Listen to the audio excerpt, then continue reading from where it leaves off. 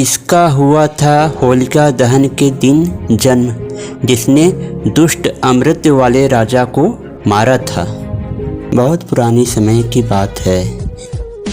दो राज्य हुआ करते थे। दोनों ही राज्य अपने समय में काफ़ी ताकतवर थे, जिसमें से एक राज्य के राजा का नाम काल यवन था और दूसरे राज्य के राजा का नाम अरुण सिंह था। काल यवन जो है बहुत ही ताकतवर था, लेकिन वह बुरा राजा था। वह अपनी प्रजा को काफ़ी सताता था और उनसे जबरन कर वसूलता था। और दूसरी तरफ जो राजा अरुण सिंह थे वो काफ़ी अच्छे थे। वह अपनी प्रजा का बहुत ही सुख सुविधा का विशेष ध्यान देते थे और अपने राज्य का हमेशा विस्तार करने के लिए सोचा करते थे। उनकी पत्नी का नाम था अम्रपाली। वो भी बहुत अच्छी थी, राजा का पूरा सहयोग किया करती थी। ऐसे ही धीरे धीरे करके समय चल रहा था।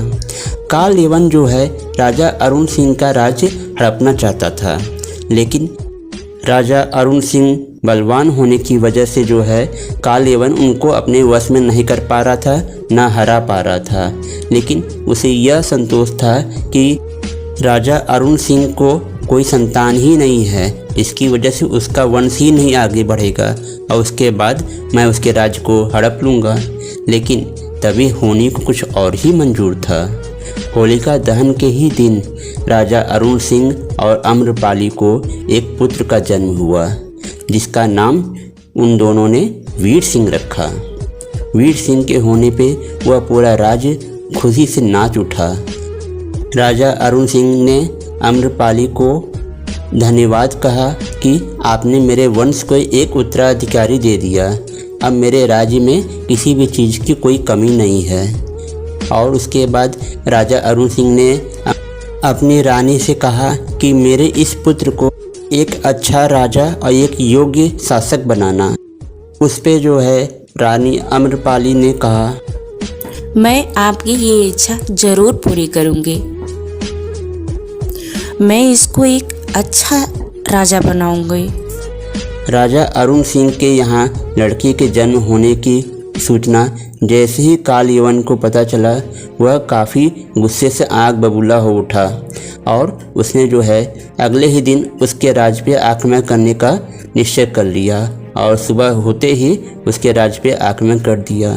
उधर राजा अरुण सिंह अपने पुत्र होने और होली की खुशी मनाने के लिए वो सोच रहा था, तब तक उसको सूचना मिलती है कि काल यवन ने उसके ऊपर आक्रमण कर दिया। यह बात जानते ही अरुण सिंह तुरंत उसने जो है अपनी सेना को तैयार होने का आदेश दिया और सारी सेना लेके वह मैदान में डट गया। काल यवन और राजा अरुण सिंह के बीच में काफ़ी भीषण युद्ध हुआ। रंग की जगह पे खून की होली होने लगी और पिचकारियों की जगह पे तलवार की गड़गड़ाहट शुरू हो गई।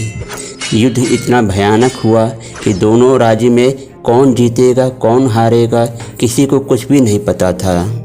तभी क्या हुआ कि अरुण सिंह ने मौका पाते ही काल यवन को मारने के लिए सोचा और जैसे ही उसे वो मारने ही जा रहा था, तभी एक आश्चर्यजनक घटना घटी और यह अरुण सिंह समझ नहीं पाए और अरुण सिंह मर गए।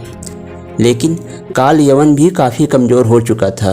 वह चाह के भी अरुण सिंह के राज्य में प्रवेश नहीं कर पाया और वह अपने राज्य वापस चला गया। और राजा अरुण सिंह क्यों नहीं मार पाए काल यवन को और काल यवन अपने राज्य क्यों वापस चला गया, यह बात जो है जैसे ही रानी अम्रपाली को पता चला, अम्रपाली यह जानती थी कि हमारा राज्य कमज़ोर हो चुका है।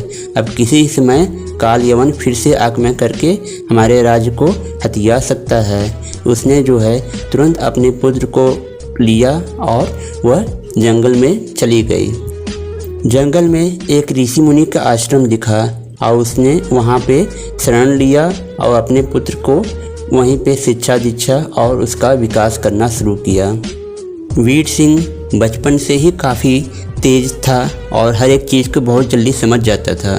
धीरे धीरे करके समय बीता और वह जब 10 वर्ष का हुआ तो उसने समस्त शास्त्र और शस्त्रों का अध्ययन कर चुका था।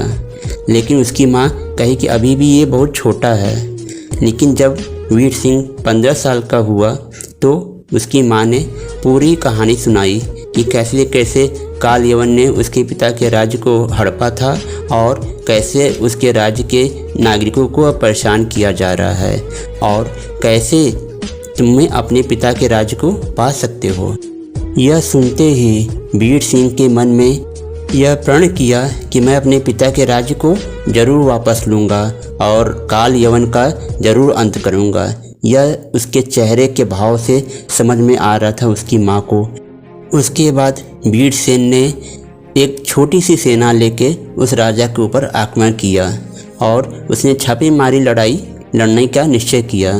जब वो लड़ाई लड़ने लगा तो उसने काफ़ी हद तक सफलता पाई, लेकिन जैसे ही काल यवन को वह मारने के लिए उसके पास गया, उसकी तलवार के 2 टुकड़े हो गए। यह देख के बीर सिंह एकदम आश्चर्य में हो गया कि आखिर में ऐसा क्या हुआ कि मेरी तलवार टूट गया। आखिर में ये काल यवन कैसे मरेगा, यह बात बीर सिंह को समझ में नहीं आ रहा था। और जब काल यवन वीर सिंह को मारने के लिए जा रहा था तभी वीर सिंह ने अपना बचाव किया और युद्ध के मैदान से वह अपने और अपने सैनिकों को दूर लेकर चला गया। यह देख के काल यवन हंसने लगा। उसके बाद वीर सिंह रास्ते में लगातार सोच रहा था कि आखिर में मैं क्यों नहीं मार पाया उसे, आखिर में ऐसे उसमें क्या ऐसी बात थी कि मैं नहीं मार पाया। तभी एक बाबा दिखे उसे। बाबा ने कहा, क्या हुआ, तुम काल यवन को नहीं मार पाए? तो यह सुन के वीर सिंह को काफ़ी आश्चर्य लगा। तो वीर सिंह ने कहा, आपको कैसे पता? कहें मुझे सब कुछ पता है। कहें इस चीज़ का अगर आपको पता है तो आप बताइए कि कैसे काल यवन मर सकता है। कहें इसका पता तुम्हारी माँ ही बता सकती है। यह बात सुन के वीर सिंह को और आश्चर्य लगा कि मेरी माँ को पता है और मुझे नहीं पता। उसके बाद वीर सिंह तुरंत ही अपनी माँ के पास गया और अपने माँ से पूछा कि माँ, आखिर में ये कौन बाबा हैं जो आपके बारे में जानते हैं और काल यवन क्यों नहीं मरा मेरे हाथों? तुमने अपने नाना का हालचाल पूछा? यह सुन के वीर सिंह और आश्चर्य में हो गया। हाँ, वो तुम्हारे नाना हैं। तब उसके बाद वीर सिंह और उसकी माँ अम्रपाली दोनों लोगों ने उस बाबा के पास में गए। प्रणाम पिताजी। अपनी लड़की को आए हुए देखकर वह बाबा बहुत खुश हुए और कहें कि मैं तुम्हारा ही इंतज़ार कर रहा था। अब वीर को तुम अपनी सारी बात अपने मुंह से ही बताओ। हाँ बेटा, मेरी बात ध्यान से सुनो। काल यवन अमर है। उसकी जान एक मोती में बसी हुई है। मोती एक भयानक जंगल में है। तुम उसे ले करके आओगे। होलिका दहन के दिन ही काल यवन को मार सकते हो।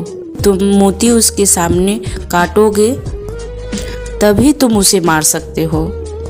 यह सारी बात सुन के वीर सिंह काफ़ी आश्चर्य में हो गया और फिर उसने अपनी माँ से कहा, माँ, आपको जब सब कुछ पता था तो आपने मुझे पहले क्यों नहीं बताया? यह एक लंबी कहानी है।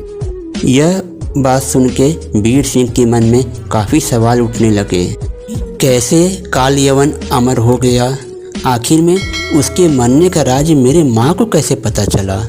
और क्यों मेरे पिता इतने बहादुर होके भी उस काल यवन को मार नहीं पाए? यह सारे सवाल। आखिर में वह बाबा कौन है जिसको मेरी माँ अपना पिता कह रही है?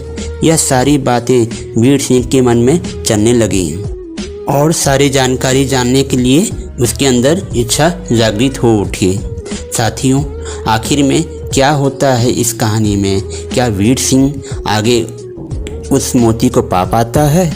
और कैसे काल यवन मरता है? और उसकी माँ की क्या सच्चाई है जो कि उसे बताया नहीं गया था? फिर वीर सिंह क्या करता है? साथियों, अगर ये सब बात आप लोग को जाननी है तो हमारे वीडियो के साथ बने रहिए। मैं जल्द ही इसका अगला भाग लेके आऊँगा और इस कहानी के सारे रहस्यों से पर्दा उठेगा। साथियों, अगर आपको यह मेरा वीडियो पसंद आया हो इसे ज़्यादा से ज़्यादा लाइक करें, शेयर करें और मेरे चैनल को सब्सक्राइब करें। साथियों, अब आप मुझे इजाज़त दीजिए। Bye bye.